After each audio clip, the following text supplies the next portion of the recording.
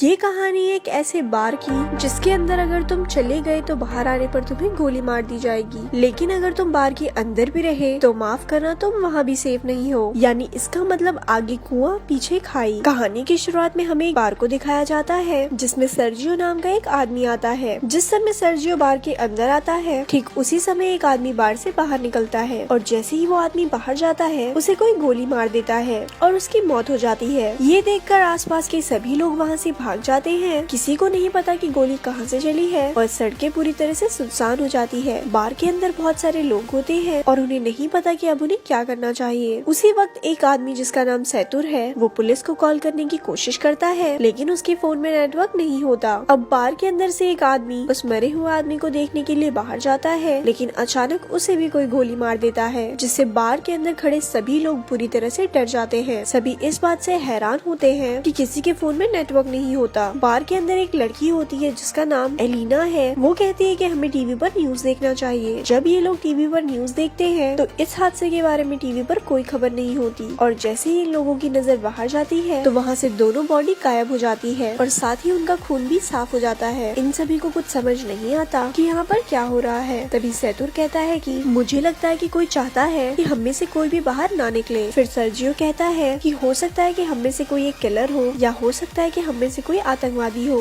जिसके पास कोई भयानक विस्फोटक सामान हो और पुलिस उसे पकड़कर मारना चाहती हो। ये सुनकर एक आदमी जिसका नाम नाचो है वो अपने पैर से अपने बैग को छुपा देता है, पर सर्जियो उसे ऐसा करते हुए देख लेता है और इसके बारे में सबको बताता है। नाचो के बैग को ले लिया जाता है और जब उसके बैग को खोला जाता है तो उसमें से कपड़े और एक हार्ड डिस्क निकलती है। तभी नाचो कहता है कि इसमें ऐसी कोई भी चीज नहीं है जिससे किसी को भी नुकसान हो। वो कहता है कि मैं एक एड कंपनी में काम करता हूँ और इस हार्ड डिस्क में मेरे काम के फाइल्स है, लेकिन कोई भी उसकी बात पर विश्वास नहीं करता। एलिना उसके हार्ड डिस्क को नष्ट करती है पर हार्ड डिस्क के अंदर कुछ नहीं होता। नाचो को इस बात से बहुत दुख होता है। तभी नाचो देखता है कि सामने काउंटर पर एक ब्रीफकेस रखा हुआ है। तभी सर्जियो दावा करता है ये ब्रीफकेस उसका है और इससे पहले कि सर्जियो ब्रीफकेस उठाता इस बार की ओनर एम्पारो ब्रीफकेस उठा लेती है। सर्जियो एम्पारो को ब्रीफकेस खोलने से मना करता है, लेकिन तभी एक आदमी जिसका नाम इजराइल है वो उस ब्रीफकेस को खोल देता है और ब्रीफकेस के अंदर औरतों के कुछ कपड़े निकलते हैं। जिससे पहले कि कोई कुछ समझ पाता उसी वक्त बाथरूम से एक अजीब आवाज आती है। जब ये लोग वॉशरूम का दरवाजा खोलने की कोशिश करते हैं तो दरवाजा अंदर से लॉक होता है। ये लोग किसी न किसी तरह से दरवाजे को खोलकर बाथरूम के अंदर जाते हैं और देखते हैं कि वहाँ पर एक मोटा सा आदमी लेटा हुआ है जो कि बेहोश है। दरअसल कहानी की शुरुआत में ये आदमी खांसता खांसता वॉशरूम के अंदर आया था और तब से ये यहीं पर बेहोश पड़ा है। इस आदमी के पास एक इंजेक्शन भी पड़ा होता है। एलिना उस इंजेक्शन को उठा लेती है और तभी इन लोगों को बाहर से गाड़ी की आवाज आती है। जैसे ही ये लोग बार की गेट के पास जाते हैं तो ये देखते हैं कि वहाँ पर बहुत सारे आर्मी ऑफिसर्स आते हैं जिनके चेहरे पूरी तरह से ढके हुए होते हैं। आर्मी ऑफिसर वहाँ पर बहुत सारे टायर्स का ढेर करते हैं और उन टायर्स को जलाकर वहाँ से चले जाते हैं। हालांकि सभी को लग रहा था कि ये हमारी मदद करने के लिए आए हैं, लेकिन वो इनकी मदद नहीं करते। उसकी ठीक बाद टीवी पर न्यूज दिखाई जाती है कि सिटी के एक बहुत बड़े हिस्से में आग लग गई है और इसीलिए उस जगह को सील कर दिया गया है और उस तरफ अब कोई भी नहीं जा सकता। बार में फंसे लोगों को कुछ समझ नहीं आता कि सरकार झूठ क्यों बोल रही है। तभी वो आदमी जो बाथरूम के अंदर बेहोश था वो अचानक सबके सामने आ जाता है। उसकी पूरी बॉडी बुरी तरह से फूल जाती है, साथ ही उसकी आंखें भी डरावनी और अजीब सी हो जाती है और वो वहीं पर गिरकर मर जाता है। लेकिन मरने से पहले वो डू नॉट टच मी कहता है। ये लोग उस मरे हुए आदमी का फोन उठाते हैं और देखते हैं कि ये आदमी तो एक आर्मी ऑफिसर था। इसके फोन में और भी कुछ फोटोज होती है जिनमें लोगों ने किसी भी वायरस से बचने वाली पीपीई किट पहनी होती है। अब बार के अंदर सभी लोग समझ जाते हैं कि इस पूरे इलाके को क्वारंटीन कर दिया गया है। इसका मतलब कि ये जो आदमी अभी भी मरा है ये इन्फेक्टेड था और इन्फेक्शन से इसकी जान चली गई है और हो सकता है शायद अब यहाँ और भी लोग इन्फेक्टेड होंगे। वही नाचो को दिखाया जाता है जो किसी भी तरह से अपने फोन में सिग्नल लाने की कोशिश करता है और जब वो एक टेबल पर चढ़कर अपने फोन को ऊपर करता है तो उसके मोबाइल में नेटवर्क आ जाता है। वो ये बात सबको बताता है। तभी नाचो को कहा जाता है कि तुम जल्दी से किसी भी मीडिया वाले को कॉल करके उसे सब कुछ बता दो, लेकिन तभी सैतुर भी बात करने के लिए टेबल पर चढ़ जाता है जिस वजह से टेबल टूट जाती है। फिर एक आदमी जिसका नाम एंड्रेस है वो नाचो से फोन मांगता है, लेकिन तभी एम्पारो उसे रोक देती है और कहती है कि इस फोन को मत छूना क्योंकि ये फोन उस इन्फेक्टेड आदमी का था और अगर तुमने इस मोबाइल को छू लिया तो तुम भी इन्फेक्टेड हो जाओगे। सर्जियो और एंड्रेस इस बात से सहमत हो जाते हैं। अब इसका मतलब नाचो और जिस किसी ने भी इस मोबाइल को या उस आदमी को छू लिया है वो सबके सब इन्फेक्टेड है और ऐसा करने वाले इनमें से 5 लोग हैं। एंड्रेस उन्हें अपनी बंदूक से धमकाता है और इनसे कहा जाता है कि उस आदमी की बॉडी को नीचे तहखाने में बने स्टोर रूम में ले जाओ। इन सब लोगों को मजबूरन उनकी बात माननी पड़ती है और ये सभी 5 लोग बॉडी को लेकर नीचे तहखाने में चले जाते हैं। अब ऊपर बस 3 लोग बचे हुए हैं। थोड़ी देर बाद एक ट्रेनी नाम की औरत को वहाँ पर सफोकेशन होना शुरू हो जाता है। ट्रेनी सबको तहखाने का दरवाजा खोलने को कहती है, लेकिन कोई उसकी बात नहीं सुनता। जैसे ही ट्रेनी दरवाजा खोलने जाती है तो वहाँ पर रखी कुछ बॉटल्स गिर जाती है। उनका लिक्विड एक साइड बहना शुरू हो जाता है और तभी इनकी नजर वहाँ पर बने एक ड्रेनेज पर पड़ती है। इसका मतलब ये लोग वहाँ से पानी के रास्ते होते हुए वहाँ से बाहर निकल सकते हैं। फिर इजराइल उस ढक्कन को खोल देता है और वो ड्रेनेज के अंदर से होकर यहाँ से बाहर निकलने का फैसला करता है। इसीलिए वो अपने पूरे शरीर पर ऑयल लगाता है और उस ड्रेनेज से नीचे जाने की कोशिश करता है, लेकिन ड्रेनेज का छेद ज्यादा बड़ा नहीं होता, इसीलिए वो नीचे नहीं जा पाता। और तभी अचानक इन सभी लोगों को गोलियां चलने की आवाज आती है। आवाज सुनकर ये सभी लोग घबरा जाते हैं। फिर उन्हें ऊपर बार में धुआं दिखाई देती है, जिसे देखकर ये लोग समझ जाते हैं कि ऊपर जो 3 लोग थे उन्हें किसी ने मारकर पूरे बार को आग लगा दिया है। वहीं दूसरी तरफ इजराइल बुरी तरह से अभी भी ड्रेनेज में फंसा हुआ है। अब वो लोग सबसे पहले इजराइल को ड्रेनेज से बाहर निकालते हैं। कुछ घंटों बाद आग पूरी तरह से बुझ जाती है और वो लोग ऊपर बार में आने का फैसला करते हैं। ऊपर बार में आने के बाद वो लोग देखते हैं कि बार पूरी तरह से जलकर राख हो चुका है। नाचो को वहाँ गन मिल जाती है, जिसे वो चुपचाप उठा लेता है। तभी ये लोग देखते हैं कि कुछ लोग बाहर से इस जगह को पूरी तरह से सील कर रहे हैं। ये बड़ी ही खामोशी से सब कुछ देखते रहते हैं, क्योंकि अगर किसी को भी भनक लग गई कि अंदर अभी भी 5 लोग जिंदा हैं, तो इन सबको भी मार दिया जाएगा। और तभी यहाँ मोबाइल बजना शुरू हो जाता है और ये उसी मोटे आदमी का मोबाइल होता है जिसकी अभी थोड़ी देर पहले इन्फेक्शन के कारण मौत हुई थी। एलिना उसका फोन उठा लेती है और उसकी व्हाट्सएप चैट्स पढ़ना शुरू कर देती है, जिसमें एक आदमी इस मोटे आदमी से पूछता है, क्या वैक्सीन लेने के बाद तुम्हारी तबीयत में सुधार है? इस आदमी ने जवाब दिया होता है कि नहीं, मेरी तबीयत बहुत खराब है और मैं किसी बार के वॉशरूम में छुपा हुआ हूँ, तुम मेरे पास आने की कोशिश मत करना। अब एलिना इसकी पुरानी चैट्स पढ़ती है, जिसमें इस मरे हुए आदमी ने लिखा होता है कि मेरे पास अभी 4 और बची है। ये लोग समझ जाते हैं कि इसके पास जो इंजेक्शन है वो ही इस वायरस की वैक्सीन है। ये पढ़कर सब लोग खुश हो जाते हैं, ये वैक्सीन काम कर सकती है। लेकिन फिर भी उनके मन में एक डाउट आता है कि अगर इस आदमी ने वैक्सीन ली थी तो इसकी मृत्यु कैसे हो गई। अचानक इसके बाद वो फोन बजना शुरू हो जाता है, पर इससे पहले कि वो फोन उठा पाते उसकी बैटरी लो होने के कारण फोन स्विच ऑफ हो जाता है। अब ये किसी न किसी तरह से फोन को चार्ज करने की कोशिश करते हैं। वहीं एलिना कहती है कि इस आदमी ने चैट्स में कहा था कि इसके पास 4 और बची है, तो क्यों ना हम वो 4 वैक्सीन को ढूंढे। फिर ये सब नीचे स्टोर रूम में उसके बॉडी के पास जाते हैं, लेकिन इनको वहाँ पर कोई वैक्सीन नहीं मिलती। इसके बाद फिर ये वॉशरूम में जाते हैं, जहाँ पहले से ही इजराइल वैक्सीन के साथ बैठा होता है। इजराइल किसी एक से अपना बलिदान मांगता है, क्योंकि वो सब 5 है और वैक्सीन सिर्फ 4। इसलिए इजराइल सबसे पहले एक इंजेक्शन निकालकर अपने आप को इंजेक्ट कर लेता है। तभी नाचो उस पर अपनी बंदूक तान देता है, लेकिन इजराइल फिर भी वैक्सीन अपने शरीर में इंजेक्ट कर लेता है, जिसके बाद नाचो और इजराइल के बीच हाथापाई शुरू हो जाती है। इजराइल नाचो पर हावी हो जाता है और उसकी गन को छीन लेता है। इसी हाथापाई में वैक्सीन इजराइल के हाथों से छूटकर नीचे तहखाने में गिर जाती है। ट्रेनी तहखाने में जाकर वैक्सीन को उठा लेती है, लेकिन तभी गलती से उसके हाथ से वैक्सीन छूट जाती है और नीचे नाले में गिर जाती है। अब ये बेचारे सोच रहे होते हैं कि वैक्सीन को नाले में से कैसे निकाला जाए। इन सब में से एलिना सबसे पतली होती है, इसलिए ये लोग इससे पूछते हैं कि क्या तुम अंदर जाकर वैक्सीन को ला सकती हो। पहले तो एलिना मना कर देती है, लेकिन फिर बाद में वो मान जाती है। जिसके बाद एलिना की बॉडी पर ऑयल लगाया जाता है और उसे उस छोटे से छेद के अंदर धकेला जाता है और बड़ी ही मशक्कत के बाद वो नीचे नाले में गिर जाती है। एलिना वैक्सीन ढूंढ लेती है और पानी से बाहर आ जाती है। तभी नाचो वैक्सीन को एक तार पर बांधकर ऊपर भेजने को कहता है, लेकिन एलिना साफ साफ मना कर देती है, क्योंकि वो जानती है ऊपर 3 लोग हैं और वैक्सीन भी सिर्फ 3 ही बची है। एलिना सबसे कहती है कि अगर तुम्हें वैक्सीन चाहिए तो तुम्हें नीचे आना होगा। फिर ये लोग ड्रेनेज के छेद को बड़ा करते हैं। तब तक एलिना बाहर का रास्ता ढूंढना शुरू कर देती है। थोड़ी दूर जाने के बाद उसे एक जगह पर रोशनी दिखाई देती है। सबसे पहले इंजेक्शंस को वो वहाँ बने एक गड्ढे में छुपा देती है। इसके बाद वो सीढ़ियों से ऊपर जाकर देखती है कि वहाँ पर बहुत सारी पुलिस फोर्स है, जो कि बार में मरे उनके 3 साथियों को जला रही है। यहाँ से सीन शिफ्ट होता है कि बाकी के 4 लोग जो स्टोर रूम में ऊपर थे वो भी अब किसी न किसी तरह से नीचे आ जाते हैं। इजराइल और नाचो के बीच एक बार फिर से घमासान युद्ध शुरू हो जाता है और इस बार नाचो उससे बंदूक छीनकर उसे वहीं पर गोलियों से भून देता है। अब नाचो के पास गन होती है, इसीलिए सब उससे डर रहे होते हैं। तभी नाचो शत्रु को अपने गन पॉइंट पर ले लेता है और एलिना को वैक्सीन देने को कहता है। नाचो कहता है कि हमारे पास 3 वैक्सीन है और इसको मारने के बाद हम तीनों बच सकते हैं। फिर एलिना इन सबको बाहर की ओर ले जाती है, जहाँ उसने वैक्सीन छुपा रखी थी। धीरे धीरे ये लोग आगे बढ़ते रहते हैं। नाचो और एलिना आगे चलते हैं, जबकि सैतुर और ट्रीनी इनके पीछे चलते हैं। तभी अचानक ट्रीनी सैतुर को पानी में डुबाकर मारने की कोशिश करती है ताकि सारी दिक्कत ही खत्म हो जाए, लेकिन नाचो ट्रिनी को ऐसा करने से रोक लेता है। पर ट्रिनी नाचो से कहती है कि तुम मुझे मार दो ताकि तुम सब वैक्सीन बांट लो और तुम्हारी जान बच जाए। नाचो ट्रिनी पर बंदूक तान देता है, लेकिन वो गोली नहीं चला पाता, जिसके बाद ट्रिनी नाचो से गन लेकर यहाँ से थोड़ी दूर जाकर अपने आप को मार देती है। अब सिर्फ 3 लोग बचे थे और इनके पास इंजेक्शन भी 3 ही थी, इसीलिए सब एक एक इंजेक्शन ले लेते हैं। पर इससे पहले कि ये लोग अपनी बॉडी में इंजेक्शन लगाते, यहाँ पर इजराइल आ जाता है जो अभी भी जिंदा है। इजराइल सैतुर पर पीछे से हमला करके उसे जान से मार देता है। अब इजराइल को गुस्सा आ जाता है और वो नाचो और एलिना की जान के पीछे पड़ जाता है। तभी नाचो और एलिना को सामने सीढ़ियां दिखाई देती है। वो दोनों सीढ़ियों के ओर आगे बढ़ते हैं, पर तभी एलिना के पास जो इंजेक्शन होता है वो उसके हाथ से छूटकर नीचे गिर जाता है। अब क्योंकि इजराइल भी उनके साथ सीढ़ियों पर चढ़ रहा है, इसीलिए वो नीचे नहीं जा सकते। नाचो जल्दी से अपना इंजेक्शन एलिना को दे देता है। फिर इजराइल नाचो के पैर पकड़कर उसे नीचे खींच लेता है, जिससे दोनों के नीचे गिरकर मौत हो जाती है। एलिना के पास अब जो वैक्सीन बचा है वो उसे अपने शरीर में इंजेक्ट कर लेती है और ऊपर ड्रेनेज के ढक्कन को खोलकर बाहर निकल जाती है। बाहर निकलते ही उसे बहुत सारे लोग दिखाई देते हैं और सरकार ने आगे के इलाके को पूरी तरह से सील किया हुआ है। तभी एक औरत उसकी बॉडी पर अपनी जैकेट डाल देती है। एलिना को बिल्कुल भी होश नहीं होता और वो चुपचाप उस भीड़ में शामिल हो जाती है। अंत में हमें इस कहानी में ये पता चलता है कि वो मोटा आदमी जो बार के वॉशरूम में खांसता खांसता गया था वो एक आर्मी ऑफिसर था, और हो सकता है कि आर्मी शायद किसी तरह का कोई बायोलॉजिकल वेपन बना रही हो ताकि वो अपने दुश्मन देशों पर इस वेपन से हमला कर सके। लेकिन इस दौरान इनका एक अपना ऑफिसर इन्फेक्टेड हो गया। हालांकि उनके पास इन इन्फेक्शन की इंजेक्शनें भी थी, लेकिन ये ऑफिसर बीमार था, इसीलिए वैक्सीन ने उस पर काम नहीं किया। और जब आर्मी को पता चलता है उनका वो ऑफिसर बार के अंदर है, तो उन्होंने पूरे एरिया को सील कर दिया ताकि वहाँ से कोई भी बाहर ना निकल पाए और उस वायरस को इसी जगह पर खत्म कर दिया जाए, चाहे इसके लिए उन्हें कुछ बेगुनाह लोगों को मारना ही क्यों न पड़े। थोड़े बहुत लोगों के चक्कर में वो पूरे देश को खतरे में नहीं डाल सकते थे, इसीलिए उन्हें मजबूरन ये कदम उठाना पड़ा। और ऐसी ये मूवी यहाँ पर खत्म हो जाती है। ऐसी और स्टोरी सुनने के लिए हमारे पेज को लाइक करें। धन्यवाद।